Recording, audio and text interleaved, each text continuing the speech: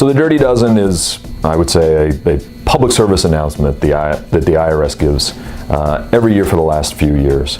And what it is 12 common scams or problems that taxpayers could encounter. It's not unique to specifically tax season, but the IRS capitalizes on that timing and also in part because these scams seem to spike during tax season. So the underpinnings of the Dirty Dozen list are all, illegal, fraudulent acts themselves, but this is a messaging system that the IRS uses and capitalizes on that Dirty Dozen list to tell us what these top 12 types of problems are throughout the year. And they come in a variety of different categories. The first kind of group of them is in the realm of identity theft. So this would be straight identity theft, where somebody has intercepted taxpayers' sensitive information to either steal their identity for other purposes or prepare fraudulent tax returns to claim refunds using their Social Security numbers and other information. The other ones would be phishing, where nefarious actors try to gain access to sensitive information at tax season, either by posing as tax professionals or IRS personnel.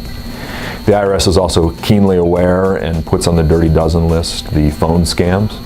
And these are situations in which a bad actor tries to impersonate IRS personnel in an attempt to extort money or other things of value from taxpayers and threaten them. Other things that come on the list would be somewhat, I would say, merit-based or actually issues on the return. So frivolous positions, constitutional arguments, false charities or fictitious charities, those type of positions always make it on the Dirty Dozen list as well. Other issues on there relate to the tax return preparers themselves.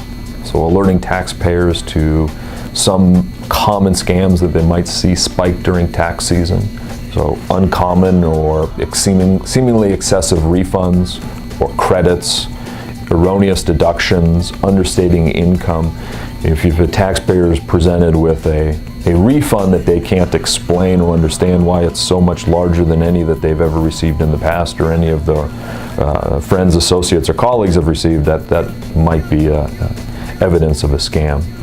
And then finally, the Dirty Dozen list usually includes some type of overseas, offshore, or foreign alert, just to remind taxpayers that the U.S. taxes on worldwide income, and any attempt to move income overseas or offshore, if it's presented as a legitimate plan, may in fact be evidence of a scam.